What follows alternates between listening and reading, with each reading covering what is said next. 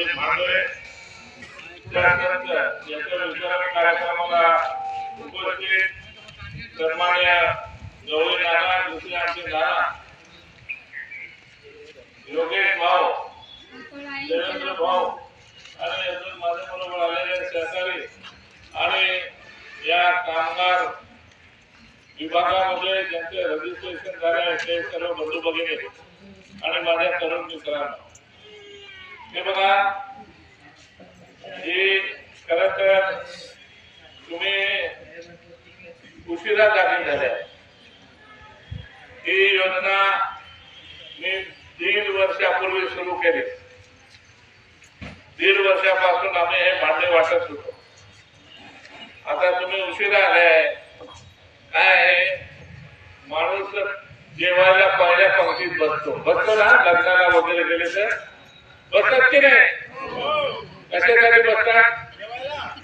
अरे कशाला बसतात? जेवायला तर बसतात, पण कशाला पहिल्या पंक्तीत बसतात? शेवटच्या तुम्ही बसताय का? आज कसे आले तसे? ही तुमची शेवटची पंगत आहे. तर हे बघा, मी काही 1-2 गोष्टी तुम्हाला सांगतो त्या महत्वाच्या आहेत. ते तुम्ही लक्षात ठेवल्या पाहिजे. ते जर लक्षात ठेवलं नाही तर तुमचे नुकसान होणार. बघा, तुम्ही कामगार मंडळ कशासाठी स्थापन झालं, तर विभागाने असा विचार केला की तुम्ही कामाला जाता, जो तुमच्याकडून काम करून घेतो तो पुरेसे पैसे देत नाही किंवा जास्त वेळ काम करून घेतो, तुमच्यावर अत्याचार करतो, अन्याय करतो, तर ते ऐकण्यासाठी कोणीतरी असलं पाहिजे. म्हणून कामगार विभागानं कामगार मंडळ तुमच्यासाठी स्थापन केलं.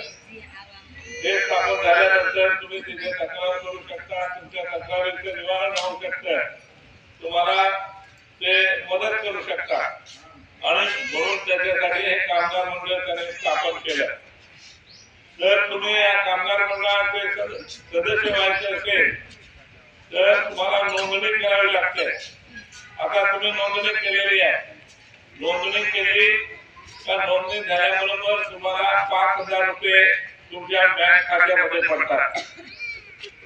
जर तुम्ही कुठलीही योजना असेल, या कामगार विभागाची असेल, कृषी विभागाची असेल, समाज कल्याणची असेल, आदिवासी कल्याणची असेल किंवा कुठल्याही विभागाची, तिला अर्ज करता तुम्ही त्याला अर्जावर जो मोबाईल नंबर टाकतात, तो मोबाईल नंबर कधीही बदलायचा नाही.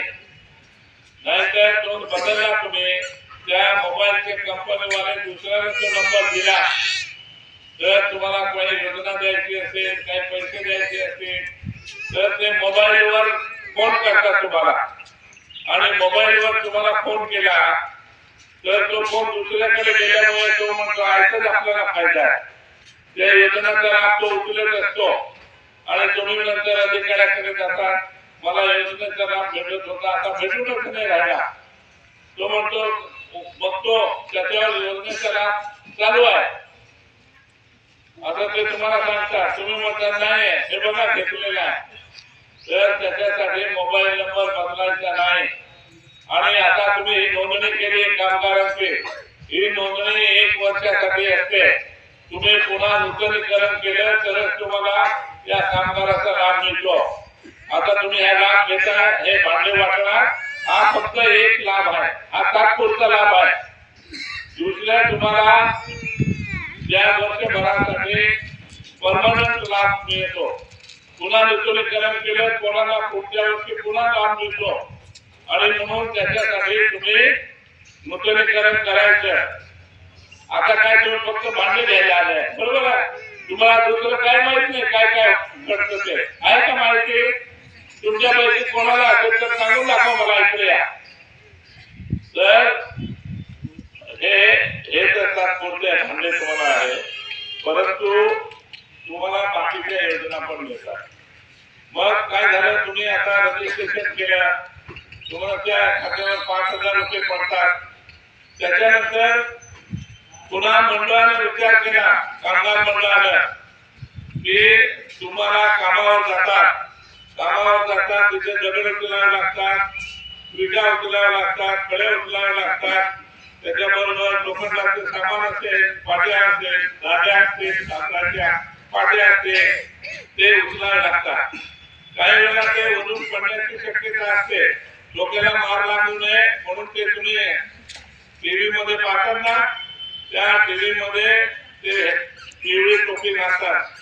तर ती पिवळी टोपी, त्याच्यानंतर हातात मोजे, पायात बूट, जॅकेट घालायला, अंगाला चमकतं ते जॅकेट, ते घालायला असं करून तुम्हाला सुरक्षा संच म्हणतात त्याला. तुमची सुरक्षा होण्यासाठी, तुम्हाला इजा होऊ नये, कसला त्रास होऊ नये म्हणून त्याच्यासाठी हे या ठिकाणी ही सुरक्षा संच देतात. पेट्या, पाचपत्राच्या पेट्या असतात.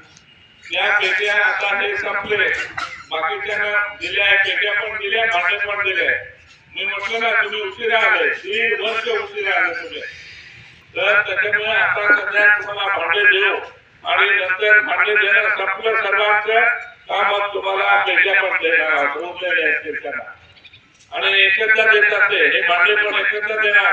हे भांडे वजनदार आहे, याचे वजन भरपूर आहे आणि याच्यात हे भांडे खास बनवून घेतलेले आहे. याच्यासारखे भांडे तुम्हाला कुठे बाहेर भेटणार नाही. आणि कामगार म्हणून हे जरा चांगले बनवून घेतले आहे, कारण ते समजतात कामगार असं करून ठेवून दिले, व्यवस्थित ठेवले नाही, काय नाही, खराब होऊन जातात, ते जास्त दिवस टिकले पाहिजे म्हणून हे भांडे ठेवलेले आहे. आता मग हे तोडले तर मी तुम्हाला सांगितलं कायमस्वरूपी काही योजना आहे. कायमस्वरूपी योजना, कामगार म्हटलं